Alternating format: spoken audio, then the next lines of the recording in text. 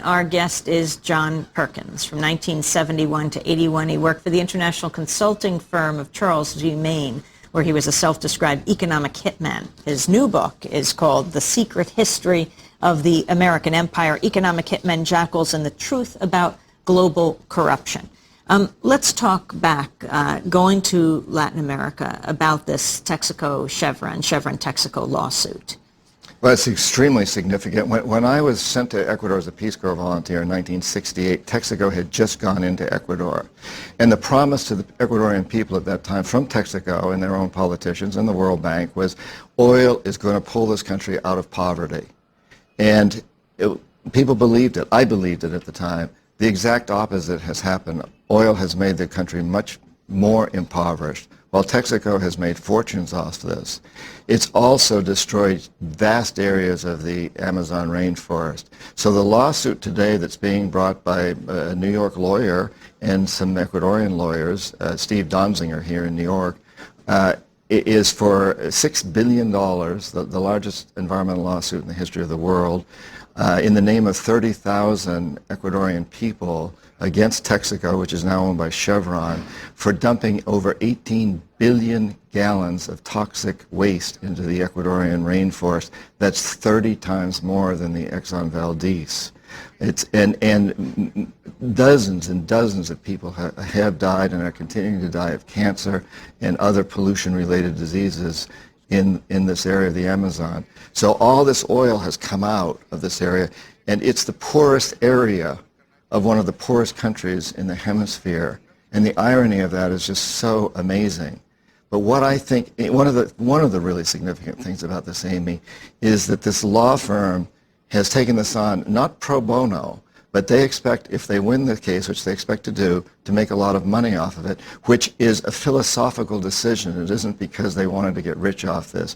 It's because they want to encourage other law firms to do similar things in Nigeria and in Indonesia and in Bolivia and Venezuela and many other places. So they want to see a business grow out of this, of law firms going in and defending poor people, knowing that they can get a payoff from the big companies who have acted so terribly, terribly, terribly irresponsibly in the past.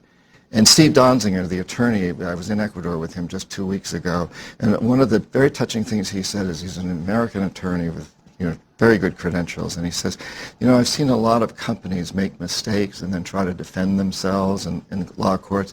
And he said, that's one thing, but in this case, Texaco didn't make mistakes. This was done with intent. They knew what they were doing. To save a few bucks, they killed a lot of people.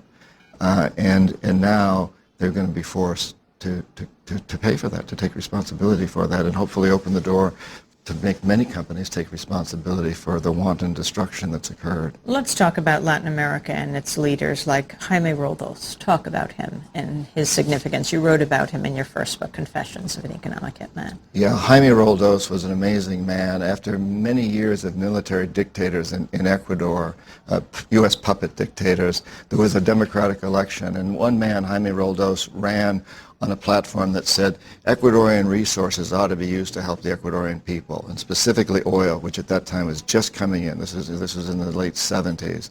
And I was sent to Ecuador, and I was also sent at the same time to Panama to work with Omar Torrijos to bring these men around, to corrupt them basically, to change their minds. In the case of Jaime Roldos, he won the election by a landslide, and now he started to put into action his policy, his promises, and was going to tax the oil companies if they weren't willing to give much more of their profits back to the Ecuadorian people. Then he threatened to nationalize them. So I was sent down along with other economic hitmen. I played a fairly minor role in that case and a major one in Panama with Torrijos. But we were sent into these countries to get these men to change their policies, to go against their own campaign promises. And basically what you do is you tell them, look, if you play our game, I can make you and your family very wealthy. I can make sure that you get very rich. If you don't play our game, if you follow your campaign promises, you may go the way of Allende in Chile, or Arbenz in Guatemala, or Lumumba in the Congo. On and on. We can list all these presidents that we've either overthrown or assassinated because they didn't play our game. But Jaime would not come around, Jaime Roldos. He stayed uncorruptible, as did Omar Torrijos. And both of these, and from an economic hitman perspective, this is very disturbing because not only did I know I was likely to fail at my job, but I knew that if I failed, something dire was going to happen. The jackals would come in, and they would either overthrow these men or assassinate them. And in both cases, these men were assassinated. I have no doubt they died in airplane crashes 2 months apart from each other in 1981. A single plane, their own private planes crashed. Explain more what happened with Omar Torrijos. Well, Omar, again, was very, very stalwartly standing up to the United States, demanding that the Panama Canal should be owned by Panamanians. And I spent a lot of time with Torrijos, and I liked him very, very much as an individual. He was extremely charismatic, extremely courageous, and very nationalistic about wanting to get the best for his people.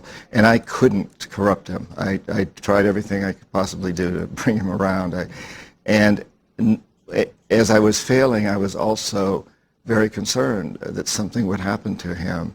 And sure enough, it was interesting that Jaime Roldos's plane crashed in May, and Torrijos got his family together and said, I'm probably next, but I'm ready to go. We've now got the canal turned over. He'd signed a treaty with Jimmy Carter to get the canal in Panamanian hands. He said, I've accomplished my job, and I'm ready to go now. And he had a dream about being in a plane that hit a mountain.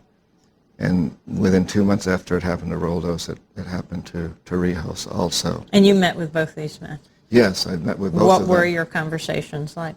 Well, especially with Torrijos, I spent a lot of time with him in some formal meetings and also at cocktail parties and barbecues. He was big on things like that. And it was constantly trying to get him to come around to our side and letting him know that if he did, he and his family would get some very lucrative contracts, would become very wealthy. And, warning him, and he didn't really need much warning because he knew what would be likely to happen if he didn't. And his attitude was, I want to get done what I can in my lifetime, and then so be it.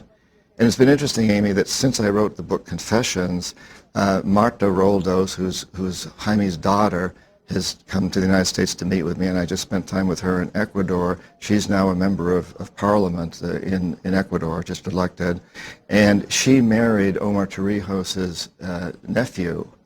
And it's really interesting to hear their stories about what was going on. She was 17 at the time. Her mother was also in the plane that her father died in. The two of them died in that plane.